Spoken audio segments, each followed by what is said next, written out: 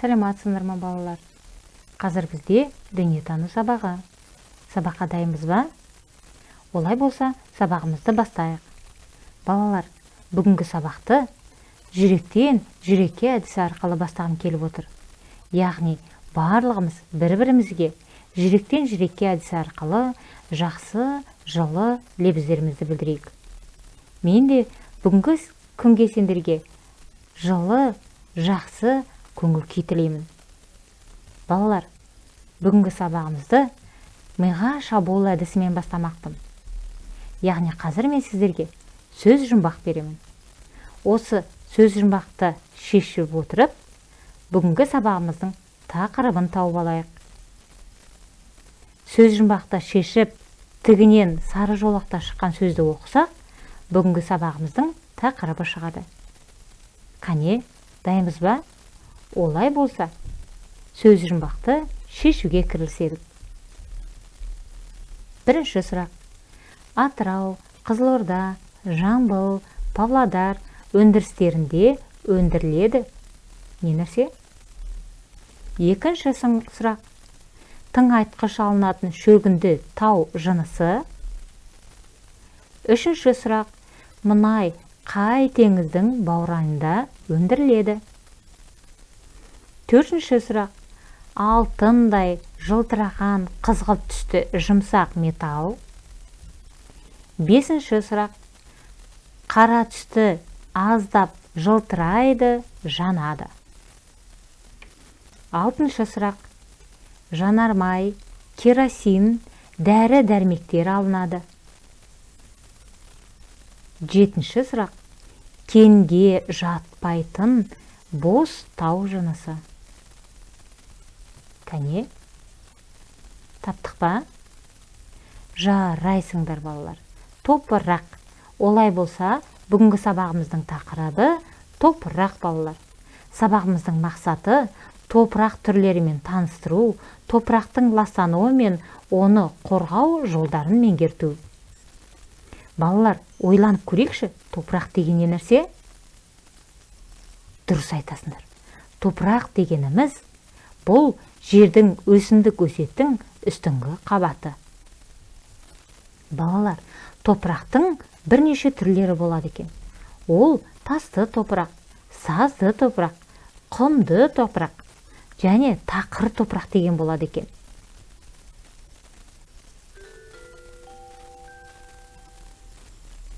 Күн сондай ыстық, ал топырақ салқын, рахаттай.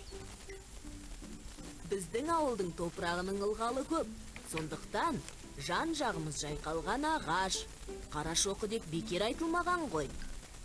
Қарашоқы деген атау топырақтың түсіне байланысты ма?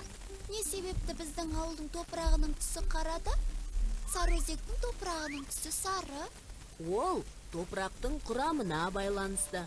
Қане, топырақтың құрамында не бар екенін көрейік. Топырақ ылғалды, құрамында су бар деген сөз.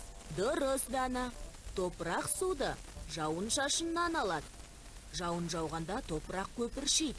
Өйткені құрамында ауа бар. Дана, арықтың жан-жағына қарашы. Топырақты су шайып кетіпті. Иә, тек құмы ғана қалыпты. Сонда бұл топырақтың құрамында саз, құм болады деген сөз. Мұнда тек топырақ қана емес, өсімдіктердің ұсақ қиқымдары бар екен.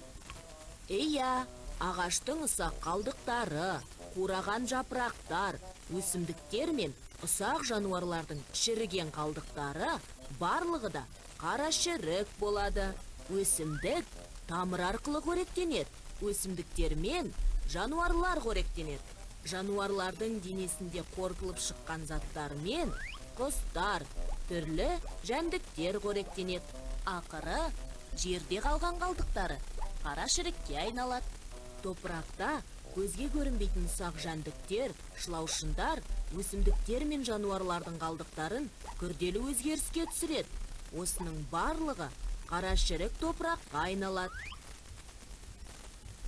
Ол көзге көрінбейтін жәндіктер топырақты тым көп жасап жіберіп, топырақ көбейіп кетпей ме?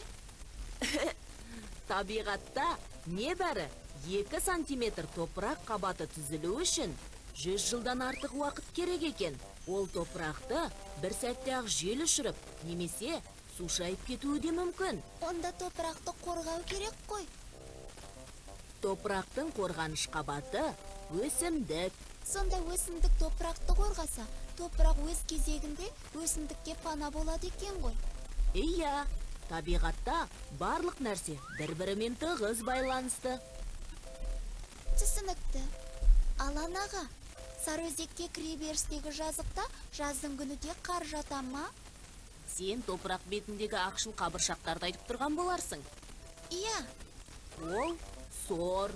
сор деген не? Сор деген тұздар. Олар қайдан шықты? Жауын шашын аз жауғандықтан жер астындағы ылғал топырақтың беткі қабатына көтеріледі, буланады. Ылғалмен бірге түрлі тұздар да жер бетіне шығып қалады. Түсінікті ме? Ол түсінікті. Тек топырақ құрамының топырақтың түсіне қандай қатысы бар?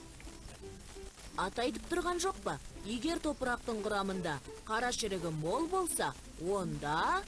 Білдім. Егер топырақтың құрамында қара шірігі мол болса, онда топырақтың түсі де қара болады. Иә, қара шірігі мол, ылғалды топырақ құнарлы болады. Құнарлы топырақта өсімдіктер жақсы өседі. Сонда біздің ауылдың топырағы құнарлы ғой.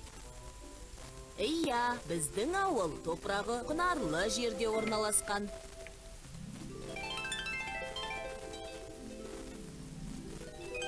Қайталайық. Топырақ.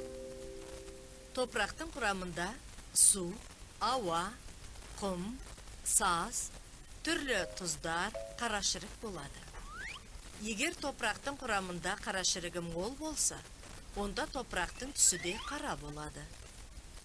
Ағаштың ұсақ қалдықтары, қураған жапырақтар, өсімдіктер мен ұсақ жануарлардың шіріген қалдықтары барлығы да қара шірік болады. Қара шірігі мол, ылғалды топырақ құнарлы болады. Құнарлы топырақта өсімдіктер жақсы өседі. Өсімдік топырақты қорғаса, топырақ өз кезегінде өсімдікке пана болады.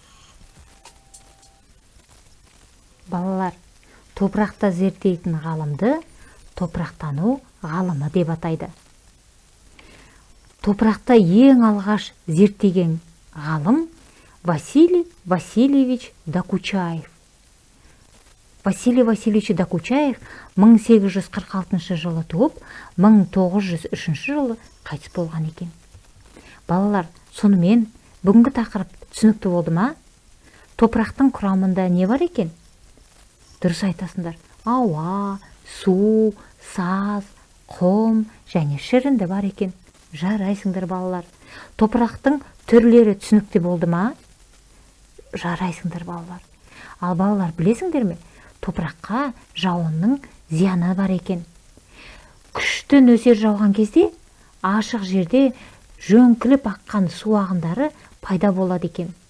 Олар топырақты шайып, ағызып әкетеді.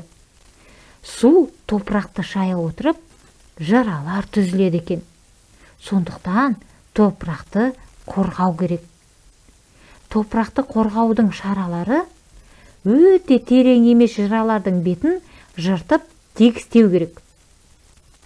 Терең жараларды көмеді, немесе беткейіне бұталар, шөптектес өсімдіктер егу арқылы бекітеді. Сабақ түсінікті болды ма балалар? Олай болса, сабақты бекітейік. Сонымен бүгінгі сабақта не білдік, не үйрендік? Өте жақсы. Менің ойымша, сендер барлығын жақсы түсіндіңдер деген ойдамын. Олай болса, үйге тапсырма жазып алыңдар. Үйде балалар дәптерлеріңе топырақтың түрлерін және құрамын жазып қойыңдар да естеріңде сақтап алыңдар. Түсінікті ме? Олай болса, бүгінгі сабағымыз аяқталды. Сау, сәлематта болыңдар. Тыңдағандарыңызға рахмет.